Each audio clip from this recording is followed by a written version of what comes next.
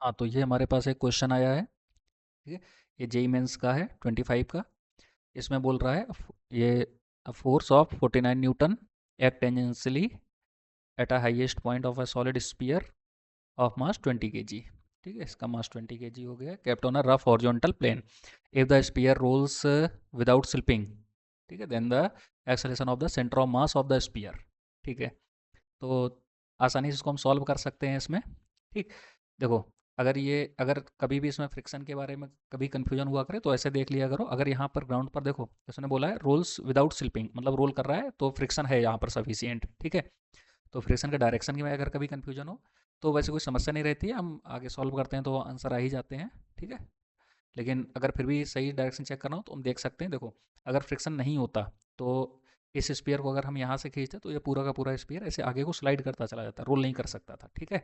तो रोल कराने के लिए क्या जरूरी है कि इस वाले पॉइंट को, ग्राउंड वाले पॉइंट को पकड़ करके ग्राउंड रखे, और पकड़ करके रखे। ये तो आगे की तरफ भागना चाहता है तो पकड़े तो फोर्स किधर की तरफ लगाएगा, पीछे की तरफ। ठीक है। तो फ्रिक्शन का डायरेक्शन इस पर किधर को आ गया, पीछे की तरफ। ठीक है। तो फ्रिक्शन ऐसे देखो पीछे की तरफ हो गया। ठीक। अब इसमें एक चीज़ देखो, जैसे ये जो अप्लाइड फोर्स है ये इस डायरेक्शन में है और फ्रिक्शन इस डायरेक्शन में है। अगर हम इन दोनों का टॉर्क देखें तो दोनों ही सेम डायरेक्शन में इसको रोटेट कराना चाहते हैं। ठीक है। ये वाला जो फोर्स है, ठीक, ये इसको ऐसे रोटेट कराना चाहता है, और ये जो फ्रिक्शन वाला फोर्स है ये भी इसको इसी सेम डायरेक्शन में ही रोटेट कराना चाहता है। ठीक है। तो एक इक्वेशन हम टॉर्क से बनाते हैं, दूसरी एनएलएम से बना लेते हैं, न्यूटन्स लॉज ऑफ मोशन से। ठीक है। तो पहले देखो टॉर्क की इक्वेशन जरा लिख लेते हैं।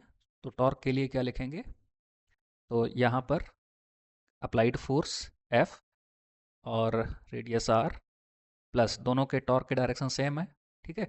तो हम फार्मूला यूज कर रहे हैं, टाउ इक्वल टू, दो एक साथ ही लिख लेते हैं। तो टाउ इक्वल टू एक आर एफ होता है, एक tau equal to I alpha होता है। ठीक है। तो हम R F equal to I alpha, ये वाली इक्वेशन यूज कर रहे हैं इसमें। ठीक है। तो यहाँ पर जो आर एफ है, ठीक है, तो यहाँ पर दो फोर्स हो गए हैं। चाहो तो एक फोर्स, दोनों ही फोर्स को एक साथ भी लिख सकते हो या अलग अलग भी लिख सकते हो, कोई फर्क नहीं है इसमें। ठीक है। तो आर एफ एक अप्लाइड फोर्स का टॉर्क हो गया, प्लस सभी फोर्स को, टॉर्क को एक साथ लिख देना सभी को।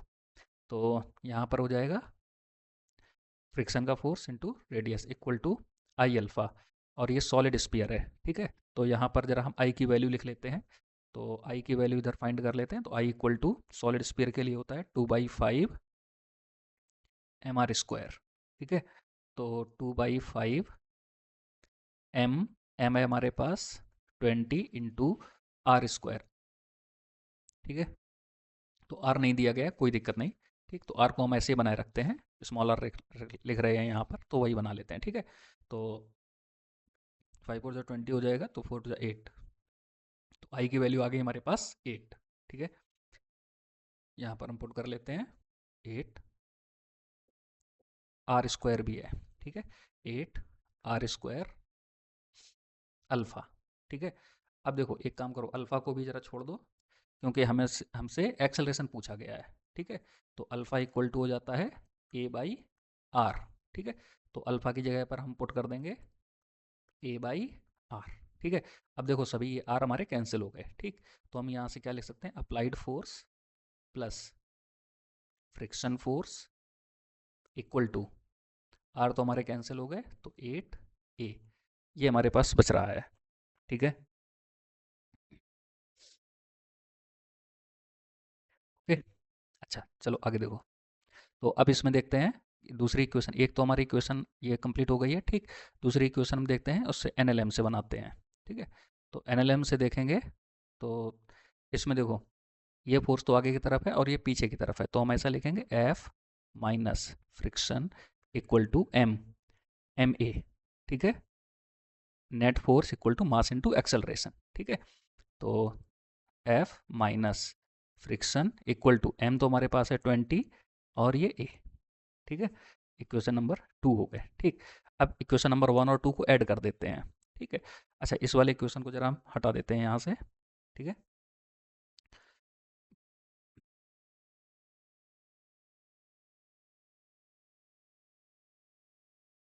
एक काम कर इसको,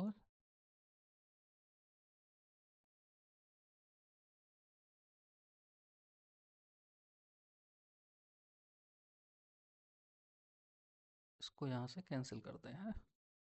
हाँ, अब ये देखो, हम अगर हम इन दोनों को ऐड करते हैं, ठीक है, जैसे ही हम इन दोनों को ऐड करेंगे इक्वेशन 1 और 2 को, तो ये f और ये f कैंसिल हो जाएंगे, तो यहाँ पर हो जाएगा हमारे पास 2f इक्वल टू 28a, ये दोनों ऐड हो जाएंगे, ठीक है। और f की वैल्यू है 49, तो 2 इंटू 49 इक्वल टू 28a, ठीक है। 49 का हो जाएगा 98 अपॉन 28 इक्वल टू ए, ठीक है। 8 से 8 कट नहीं कर देना, ठीक है। तो यहाँ पे जब इसको पूरा कैलकुलेट करते हैं तो ए की जो वैल्यू आ जाती है हमारे पास, वो आती है 3.5 मीटर पर सेकेंड स्क्वायर, ठीक है। ये हमारा आंसर हो गया, ठीक। तो यहाँ से अपना ए ऑप्शन करेक्ट हो जाता है।